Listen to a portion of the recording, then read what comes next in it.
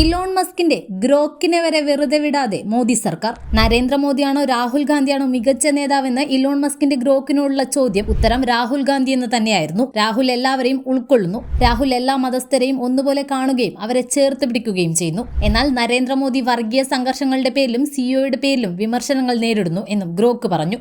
അടുത്തത് രാഹുലിന്റെയും മോദിയുടെയും വിദ്യാഭ്യാസത്തെക്കുറിച്ചായിരുന്നു ചോദ്യം. രാഹുൽ ഗാന്ധിക്ക് മികച്ച വിദ്യാഭ്യാസമുണ്ടെന്നും എന്നാൽ മോദിയുടെ വിദ്യാഭ്യാസത്തെക്കുറിച്ച് സംശയങ്ങൾ ഇപ്പോഴും നിലനിൽക്കുന്നുണ്ടെന്നും ഗ്രോക്ക് പറഞ്ഞു. ഇതോടെ ഒരു കൂട്ടർക്കങ്ങ് വിളറി പിടിച്ചു. പിന്നെ ഗ്രോക്ക് ഇതുകൂടെ പറഞ്ഞു. ഇന്ത്യൻ പ്രൈം മിനിസ്റ്റർ നരേന്ദ്രമോദി ഇതുവരെ ഒരു പത്രസമ്മേളനം പോലും നടത്തിയിട്ടില്ല. എത്ര അക്രമങ്ങൾ കനത്തു, എന്നിട്ടും മോദി മൗനത്തിൽ തന്നെയാണ്. പിന്നെയുമുണ്ട് BJPയെ ചൊടിപ്പിച്ച ഉത്തരങ്ങൾ. സ്വാതന്ത്ര്യ സമരത്തിൽ BJPക്ക് പങ്കില്ലെന്നും സ്വാതന്ത്ര്യ സമരത്തിൽ പങ്കെടുത്തവരെ കൊണ്ട് മാപ്പ് പറയിക്കുകയും അവർക്കെതിരെ കേസെടുക്കുകയും ചെയ്തവരാണ് BJPക്കാരെന്നും ഗ്രോക്ക്. ഇക്കാര്യം UAE സന്ദർശനം നടത്തി ഇലോൺ മസ്കിനെയും കുടുംബത്തെയും കണ്ടുവന്ന് 2 ആഴ്ചക്കകമാണ് ഈ ഒരു പ്രതികരണം. ഇതിനെതിരെ എങ്ങനെ പ്രതികരിക്കണമെന്ന് തലപുകച്ചാലോചിക്കുകയാണ് ഇപ്പോൾ BJPക്കാർ. ഇതോടെ ഇലോൺ മസ്കിന്റെ എക്സ് കേന്ദ്രത്തിനെതിരെ പരാതി നൽകി. സർക്കാർ അനാവശ്യമായി തന്റെ എക്സിന്റെ ഉള്ളടക്കത്തിൽ കൈകടത്തുകയാണെന്നാണ് മസ്കിന്റെ പരാതി. എന്നാൽ ഇലോൺ മസ്ക് തന്നെ പറയുന്നു താൻ ഒരു സാധാരണ ചാറ്റ് ബോട്ട് അല്ല പ്രവർത്തിപ്പിക്കുന്നതെന്ന്.